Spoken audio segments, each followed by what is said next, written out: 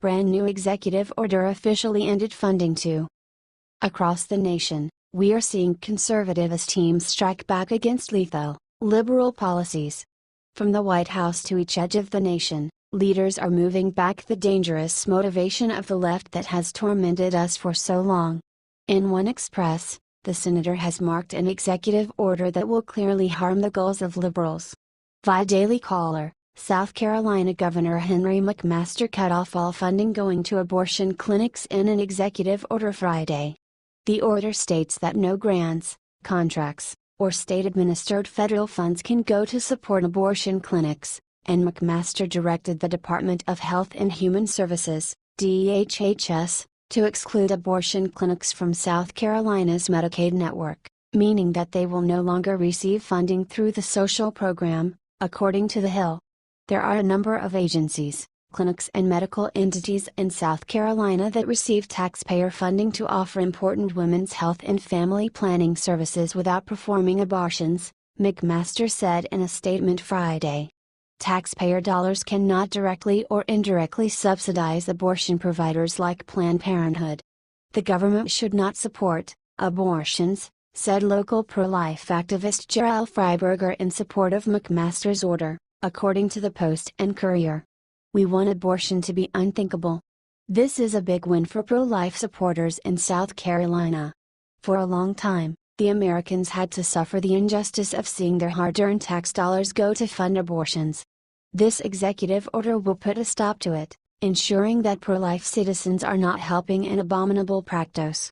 Be that as it may, don't anticipate that the abortionists will accept this without a fight. As of now, advocates inside Planned Parenthood decried the order, guaranteeing its association gives a wide range of healthcare services. Without a doubt, if that signifies just abortions. Planned Parenthood is routinely gotten out for its fraud and contemptibility.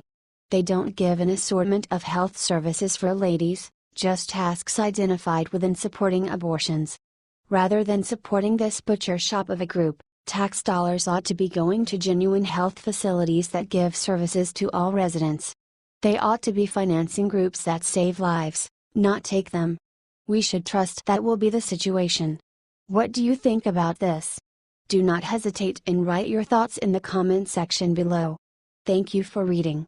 The Daily.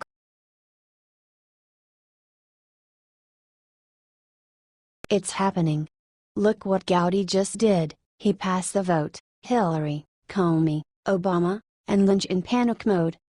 In a letter addressed to Attorney General Jeff Sessions and Deputy Attorney General Rod Rosenstein, the Republicans said they were writing to request assistance in restoring public confidence in our nation's justice system and its investigators, specifically the Department of Justice, DOJ, and the Federal Bureau of Investigation, FBI.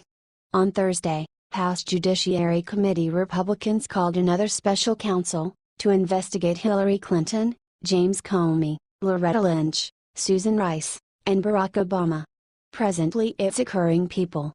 Gowdy voted to appoint a special counsel to investigate the numerous scandals and wrongdoings from the past organization. Gowdy, alongside 15 different Republicans, voted yes to require AG Jeff Sessions to appoint a second special counsel to investigate Hillary Clinton, James Comey, Loretta Lynch, Susan Rice, and Barack Obama wrongdoings amid the 2016 race. The video underneath will demonstrate to all of you the delicate parts that the mainstream media won't indicate you. As per CNBC, a year ago, the Justice Department declined to charge Clinton or her partners for Clinton's treatment of classified data while at the State Department.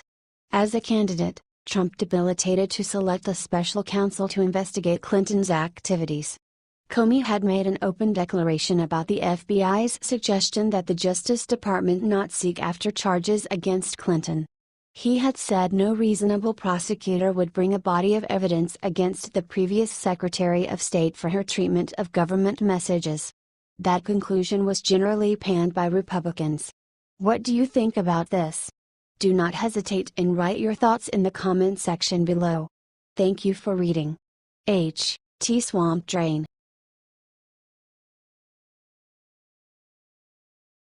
Flashback. Look what liberals forgot. The moment when Bill Clinton tells the truth about Obamacare, MSM won't tell you this. You'd never know it now, however. Some time ago not all Democrats were enamored with Obamacare. Back before the DNC had moved in, surrounded the wagons and was questioning everything Trump-related, a couple of them really broke out a number cruncher and acknowledged what a monster disappointment socialized medicine would be. In the event that you don't trust me, simply tune in to Slick Willie reveal to you what he pondered the possibility of the UN Affordable Care Act back before the DNC got everyone in bold step. Try not to misconstrue, we're not all of a sudden telling you to accept what the Clintons have to state, yet in the event that one of them chances upon a right scientific condition, it may, in any case, be worth investigating.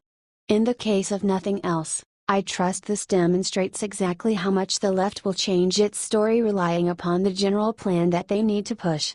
This person is campaigning for his wife, who was Obama's Secretary of State and a hopeful that later guaranteed to help the Affordable Care Act regardless. This is not just confirmation positive of the unscrupulous idea of the liberals, yet in addition, proof that they need to prepare themselves to not move down the sensible Republican strategies. I don't know who composed the first Clinton's discourse, yet they likely just composed what appeared well and good in unique circumstance. It must be unfathomably hard to stay aware of what the left is advancing and what the lie of the week is. Similarly, as with any government official, or individual, truly, we would urge you to tune in and take their words as long as those words hold up in the structure of true rationale and reason and fit inside the limits of our national law. For this situation, the useful tidbits are originating from an exceptionally astounding source. However, as is commonly said where I come from, even a blind hog roots an acorn every once in a while. What do you think about this? Do not hesitate and write your thoughts in the comment section below. Thank you for reading. Yes, I'm right.